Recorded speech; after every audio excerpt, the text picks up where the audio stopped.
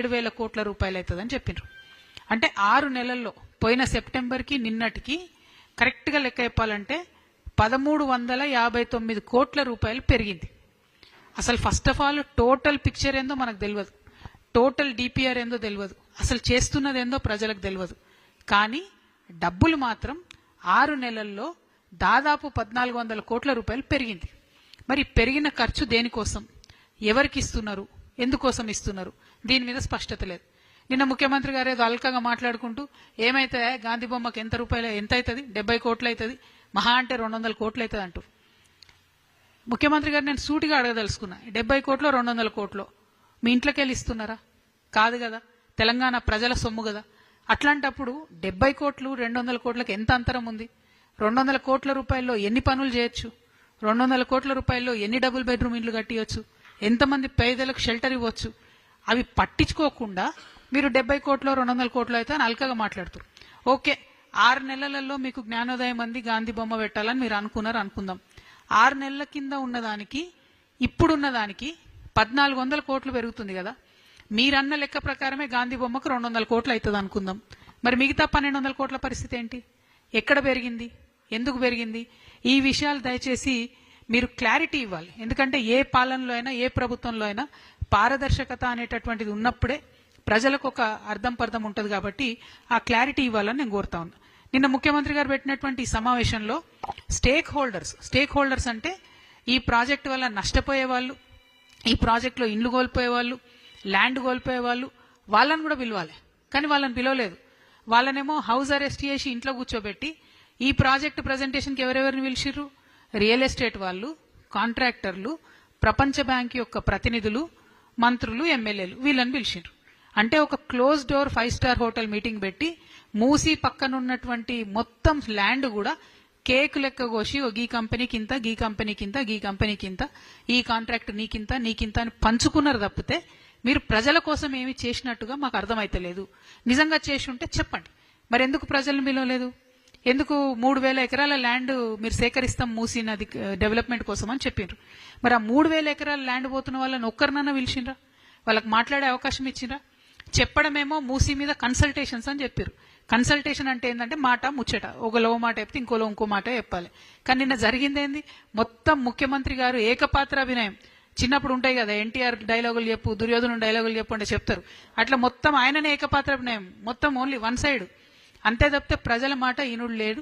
ఆయన పెద్ద ఆయన పైన ఆయన మన్ కీ బాత్ ఆయన చెప్పేది చెప్తాడు.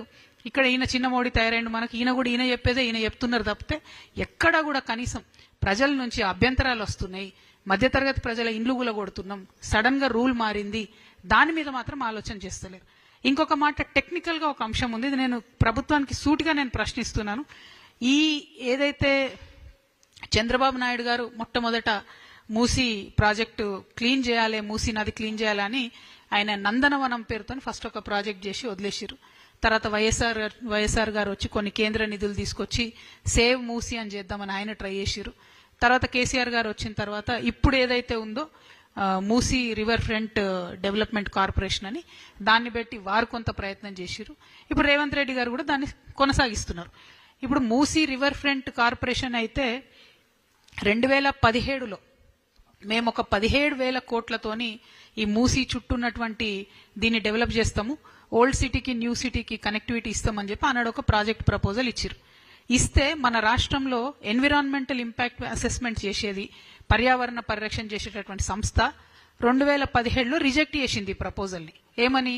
మీరు 30 లక్షల ఎస్ఎఫ్టీ కడతామంటున్నారు, 30 లక్షల స్క్వేర్ ఫీట్లు మూసీ రివర్ బెడ్ మీద కడితే ఇబ్బంది అవుతుంది, కాబట్టి మీరు దీనికి సంబంధించి ఏదైనా కేంద్రంలో ఇంకో సంస్థ ఉంటుంది వాళ్ళ దగ్గరికి పోండి అని బీఆర్ఎస్ ప్రభుత్వం ఉన్నప్పుడే ఎన్విరాన్మెంటల్ అసెస్మెంట్ వాళ్ళు దీన్ని రిజెక్ట్ చేయడం జరిగింది. ఇప్పుడు మరి అదే సంస్థ మళ్ళీ పర్మిషన్ ఇచ్చింది ఇప్పుడు టీఓఆర్కి, ఈ రాష్ట్ర ప్రభుత్వానికి. Same organisation which rejected in 2017.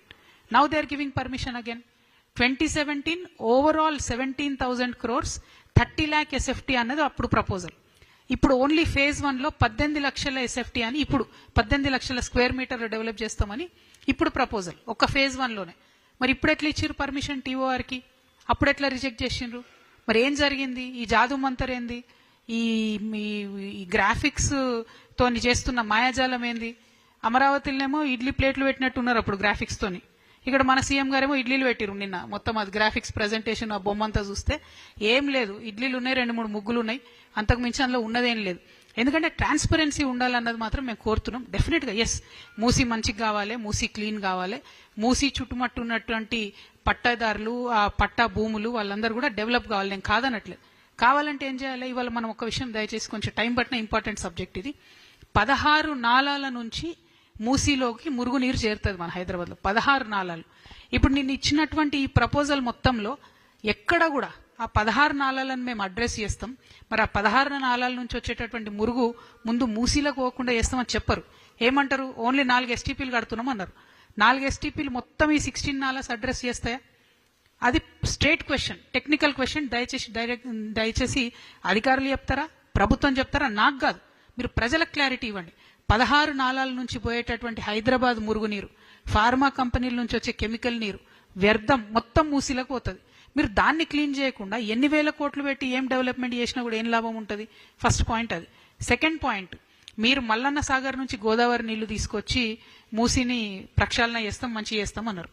ఒరిజినల్గా కొండపోచమ్మ సాగర్ నుంచి 1100 కోట్ల రూపాయలతో వచ్చే ప్రాజెక్ట్ని మీరు ఎస్టిమేట్ పెంచి 7,000 కోట్ల రూపాయలు మల్లన్న సాగర్ నుంచి అన్నారు. సరే, సంతోషం. మరి ఆ పనులు మొదలు పెట్టినరా? మీరు ఇప్పుడు మూసి క్లీన్ చేస్తాం అంటున్నారు. ఏడుకెళ్ళి చేస్తారు క్లీను? వాటర్ ఎట్లా వస్తుంది? ఫ్రెష్ వాటర్, దాన్ని ఆలోచించండి. మూడవది, నేను మొన్ననే జియాగూడ పోయి వచ్చిన. జియాగూడలో అక్కడ మన గొర్రెలు అమ్ముతారు, మేకలు అమ్ముతారు, మా యాదవ్ సోదరులందరూ. పెద్ద మార్కెట్ అక్కడ. కరెక్ట్ దాని ముంగట్నే మూసి ఉంటుంది, రోడ్కి అవతల సైడ్ మూసి ఉంటుంది. అక్కడనే అన్ని కట్ చేస్తుంటారు గొర్రెలు, తీసుకొని డైరెక్ట్గా వ్యర్థాలలో పడేస్తుంటారు. ఎందుకంటే ఫెసిలిటీ లేదు, స్లాటర్ హౌస్ లేదు. వాళ్ళ తప్పు కాదు. వాళ్ళు అమ్ముకునేటోళ్ళు, వాళ్ళ పాపం ఒక గొర్రెను కొనుక్కొని బతికేటోళ్ళు, అమ్ముకొని బతికేటోళ్ళు, వాళ్ళ తప్పు కాదు. స్లాటర్ హౌస్ లేదు. నా రిక్వెస్ట్ ప్రభుత్వంతో, మీరు ఇన్ని వేల కోట్లు పెడుతున్నారు కదా, టోటల్ మూసీ చుట్టూ మీరు జిహెచ్ఎంసీ వాళ్ళ స్టాఫ్ నంబర్ పెంచండి, క్లీన్ చేపియండి. రోజు ఆ వ్యర్థాలు మూసీలకు పోకుండా వాటిని కాపాడండి. అవన్నీ ఎందుకో జాలి పెట్టురు, ఫెన్స్ పెట్టుర్రి.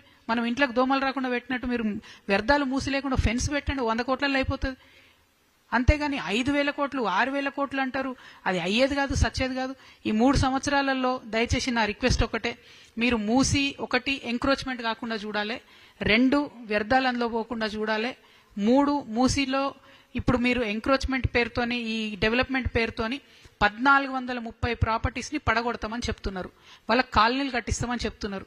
మరి వాళ్ళతోనే ఎందుకు ఇంతవరకు చర్చిస్తలేరు? వాళ్ళని ఎందుకు పిలుస్తలేరు? ఎందుకు రేట్ గురించి మాట్లాడతలేరు? అర్బన్లో వేరే రూల్స్ ఉంటాయి కదా.